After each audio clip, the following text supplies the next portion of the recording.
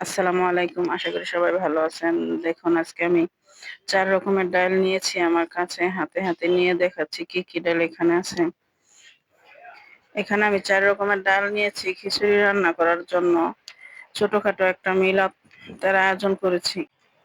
ভেবেছি যে নিজের হাতে একটু খিচুড়ি রান্না করব। খিচুড়ি রান্না করে ছোটখাটো একটা মিলাদ করাবো। কারণ তাফিয়া আমার ছেলে স্বপ্নে দেখেছে তাই ভেবেছে দাদার জন্য একটু মিলাদ পড়াবে। তাই আমি নিজের হাতে আজকে খিচুড়ি রান্না করব। তার জন্য ৪ রকমের ডাল নিয়েছি। দেখুন খিচুড়িতে যত ডাল দেওয়া হয় তত খিচুড়ি মজা হয়। আমি এতগুলো খিচুড়ি কখনো একসাথে রান্না করিনি। আজকে রান্না করব সাহস করে নিয়েছি। দেখি কি হয়, কিভাবে রান্না করি দেখতে থাকুন। একা হাতেই পুরা রান্নাটা করব আমি। মুরগি দিয়ে রান্না করব। ১ম এ দেখুন আমি মুরগিটা ভালোভাবে একটু রান্না করে নিব।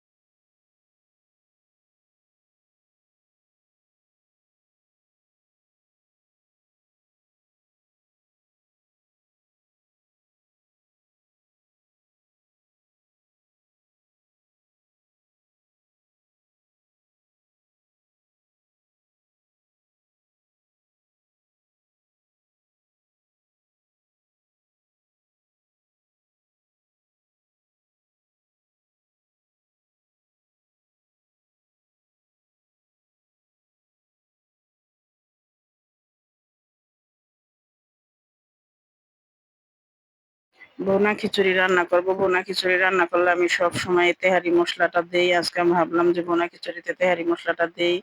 দেখুন তেহারি মসলাটা দেওয়ার আগে আপনাদের সাথে একটু দেখালাম যে আপনারা রান্না করে দেখবেন। তেহারি মসলা দিলে ভুনা খিচুড়িটা মজা হয়।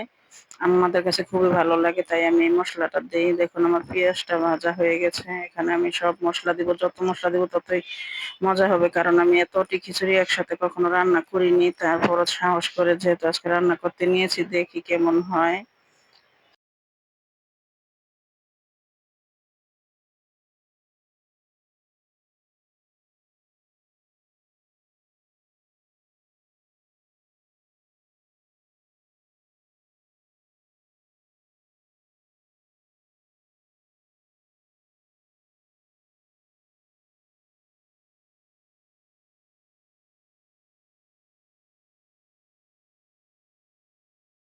আমি যখন বিরিয়ানি রান্না করি তখন আমি বিরিয়ানির ভিতরে সব মসলা দিয়ে দেই। আজকে সেইভাবেই রান্না করব। আমি সবগুলো মসলাই গোছের ভিতরে দিয়ে দিব। খিচুড়িতে কোনো মসলাই দিব না। দেখুন আমি সব যতটুকু মসলা লাগবে সব মসলা আমি আজকে গোছের ভিতরে দিব। গোছের ভিতরে এখানে খিচুড়ির ভিতরে আমি তেলটাও দিব না। এখানে আমি তেল, মসলা, পেঁয়াজ সবকিছু বেশি দিয়েছি। দেখুন এই তেহারি মসলাটাও দিয়ে দিলাম। এখানে একটা খিচুড়ির মসলাও দিয়েছি।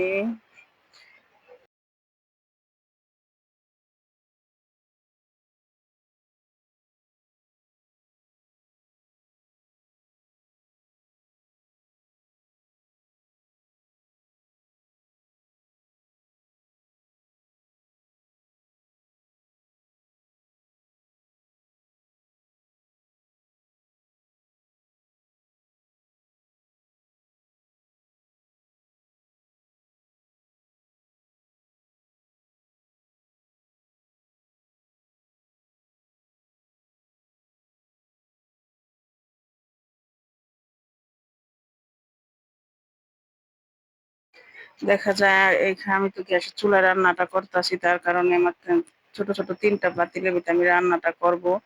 আর এটা যদি বড় হইতো বা এটা দিয়ে রান্না করতাম তাহলে আবার একটা ডেগের ভিতরে রান্নাটা হয়ে যেত। কিন্তু আমি বাসায় রান্না করব তার জন্য গ্যাসের চুলায় রান্না করব।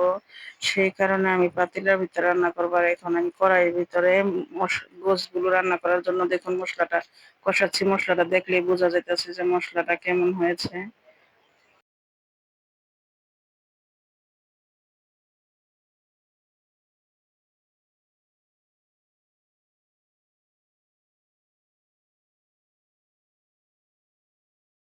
দেখুন আমার মসলাটা ভালোভাবে কষানো হয়ে গেছে। এখন আমি গোছগুলো সব দিয়ে দিব এখানে কষানোর ভিতরে।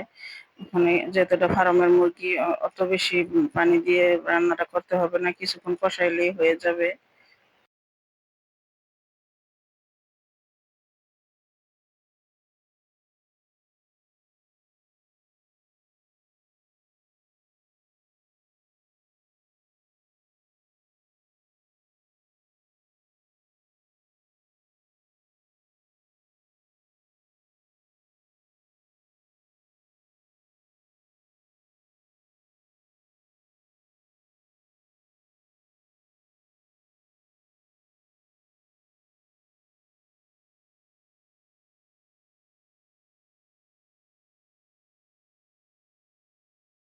দেখুন আমার গোছের কালারটা কত সুন্দর এসেছে। এখানে আমি গোশটা আমার প্রায় হয়ে এসেছে। আমি জিরা গুঁড়াটা দিয়ে দিলাম।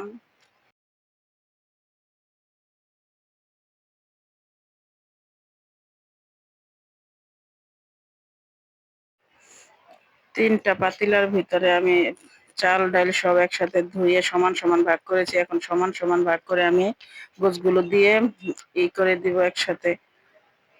উম গোছের সাথে চালটা একটু মিলিয়ে দিব। মিলিয়ে দেওয়ার পরে মাপ মতন পানি দিয়ে তারপরে আমি চুলায় বসাবো।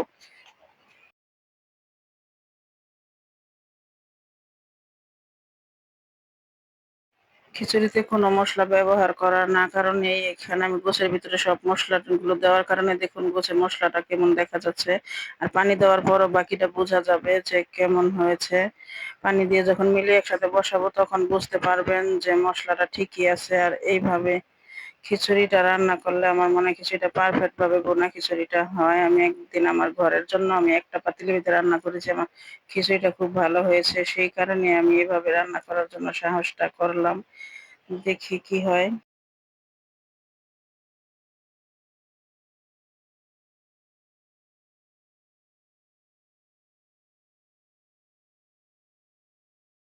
দেখুন এইভাবে এখনই বোঝা যায় যে মসলাটা ঠিকঠাক হয়েছে কিনা।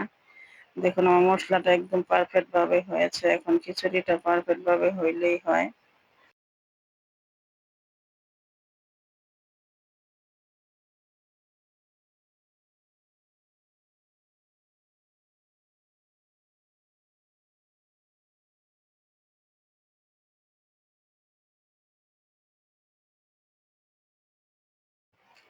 এক পাতিলার খিচুড়ি আমার হয়ে গেছে। এখন আমি ধনিয়া পাতাটা দিয়ে একটু নাড়াচাড়া করব। দেখুন যে খিচুড়ির আমার কালারটা কেমন হয়েছে আর সবকিছু ঠিকঠাক আছে কিনা।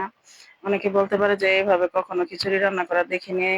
একবার হলেও দেখবেন রান্না করে যে পারফেক্ট ভাবে ভালোই হবে। আমি একদিন ঘরে রান্না করেছি। আমি সবসময় বিরিয়ানিটা রান্না করি। তার জন্য ভাবলাম যে এভাবেই ভুনা খিচুড়িটা রান্না করবো। এভাবে ভুনা খিচুড়িটা রান্না করলে আমার কাছে খুবই ভালো লাগে। দেখুন টমেটো, ধনিয়া পাতা আরেকটা পাতিলের ভিতরে আমি ধনিয়া পাতাটা দিচ্ছি। দেখুন আমার প্রত্যেকটার মসলা একরকম একভাবেই হবে। কারণ যেহেতু একসাথে গোশটা রান্না করেছি।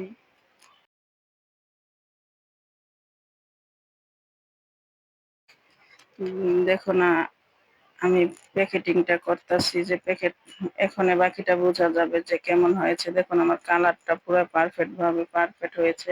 আমার খিচুড়িটা অতটা ঝরঝরাও হয়নি আবার অতটা ইয়ে হয়নি। দেখুন আমরা প্যাকেট করে হাতে, হাতে দিয়ে দিব মিলাদের সময়। দেখুন তার জন্য বিরিয়ানির প্যাকেটটা করলাম।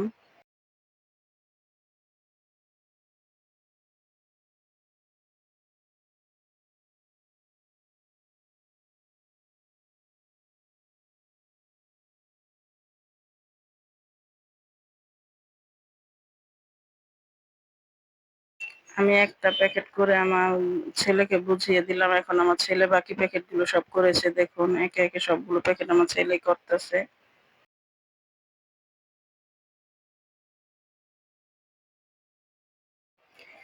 দেখুন তাফিয়া দাদার জন্য একটু দোয়া করানো হচ্ছে। আপনারা সবাই তাফিয়া দাদার জন্য দোয়া করবেন।